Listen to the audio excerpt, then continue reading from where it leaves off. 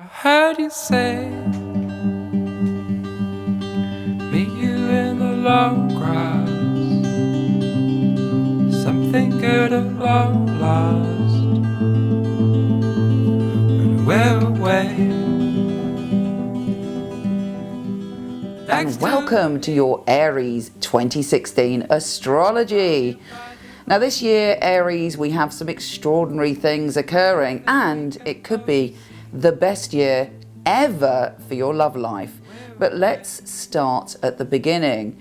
We leap in on January the 3rd with Mars, your ruler, entering a position about power and powerlessness, intimacy, even sexuality, and it's quite an intense space. It brings up your power from the deepest part of your unconscious, and if you're annoyed with people, you may feel a bit more vengeful than usual. So I'm urging you, don't go down that road, particularly at the beginning of the year, because it's no good. It won't serve you. You've got to really focus on your heart being open this year, because it is a year about healing yourself so that you can step through to a completely different loving environment. On February the 8th, it's the Chinese New Year, and it's the year of the fire monkey, which is quite a playful and intense creative year. And for you, around that day also, there's a new moon. And this new moon is saying you're going into 2016 with a whole new understanding of collaboration, a whole new sense of who your tribe are. You may leap in and meet people that are completely different and actually really fire up your spirit. On March the 8th, there is a super new moon eclipse. And it's very important for you, because it's a time where you're going through a transformation of your energy to do with your spirituality and your belief system. And this isn't to be taken lightly. It may be that you completely have a whole shift of consciousness, and you see and experience yourself and the world and your soul journey in a totally different way. So really look out for that date. On the 20th, the sun enters your sign on the 20th of March, and that's when you feel a bit lighter and easier in yourself and more confident, and you're like, you know, now the year really is beginning for me. And the full moon on the 23rd, there's an eclipse, and this is the start of a shift within you emotionally about your relationships. And really, the whole year, the flavour of the year is about love and relationships and transformation and healing and moving forward. And on April the 7th, we have a new supermoon in your sign. And this new supermoon is giving you a brand new journey. You're reinventing yourself, you're changing yourself, you're letting go of the shackles of the past. And after that, on the 13th, we have something extraordinary happening. We have a Star of David in the sky. I'm including Vesta in this, but it's just amazing. Now, Vesta is all about sexuality and sacred sexuality, and it's no coincidence that she is in that Star of David for you in your position of feeling security connected to relationships. There's a part of you that wants to get everything in balance, and this Star of David is doing a remarkable job of healing you if you're really honest with yourself, and that is the key.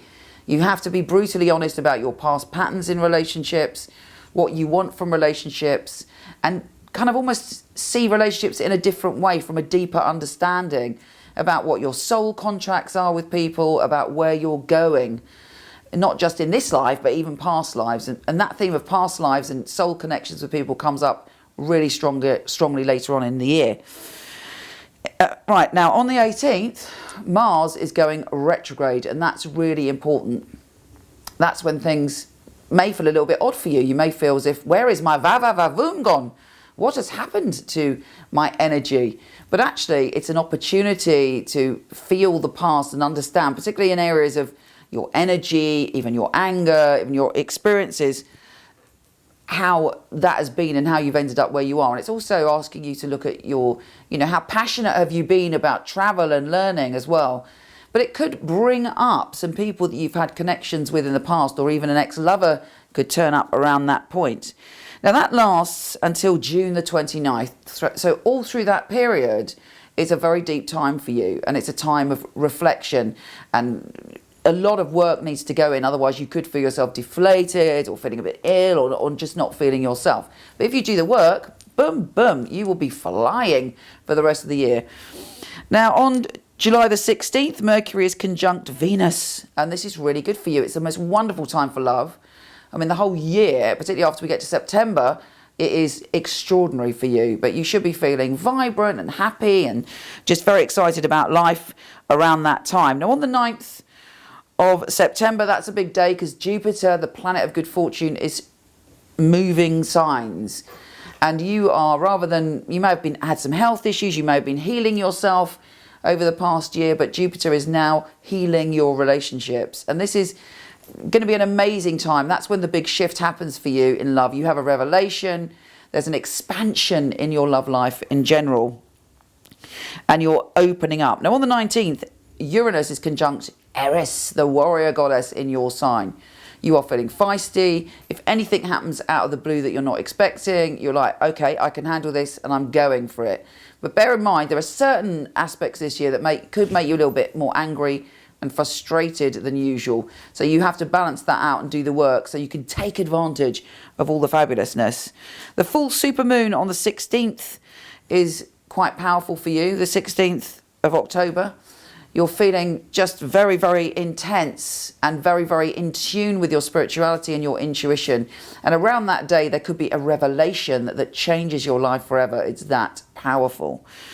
We have a Cardinal Grand Cross on the 27th of October, which can be challenging. And it's to do with your relationships and your family and your sense of self and how you define yourself. But you're fighting your corner. You're fighting to be heard. And you're stepping through to a total transformation. But it involves your career versus your family and the time you put into both. And because Pluto and Mars are conjunct in your position of career, it's intense because it means, boom, one way or the other, your career is changing around that time. Right, December the 1st, Mars is trine Jupiter. That is a time to get out and about, and you could meet someone very special on that date. And on the 15th, another Cardinal Grand Cross is poking your buttons and saying, how authentic are you being with yourself? Love is very important to you, but as an Aries, you're quite proud, maybe prouder than people realise, and you're willing to give your heart completely, but you need a lot of affection back. But have you built up any barriers to love because of this kind of fear of vulnerability, actually? All of the healing of this year is going to transform that. And you'll realise that when your heart really is open and when you love as fearlessly as you do everything else, and to love fearlessly, we have to show our vulnerability, then something extraordinary will happen.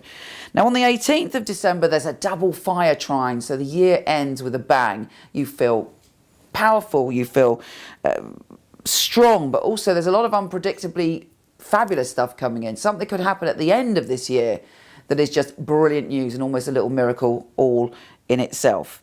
Uranus is also trine Saturn on the 27th. You're learning to work well with your responsibilities, and you might decide to do something which really stretches you, but you're happy to make the commitment to do it. This year has so much potential. Please do listen to my monthly and my weekly astrology for real in-depth detail about what's going on, because there's far too much to mention here. I wish you joy, I wish you love. You take care, and I'll speak to you soon.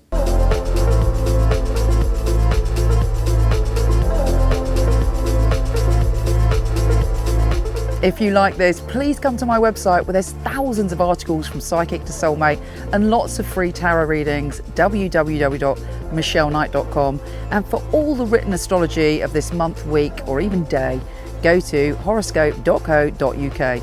Take care.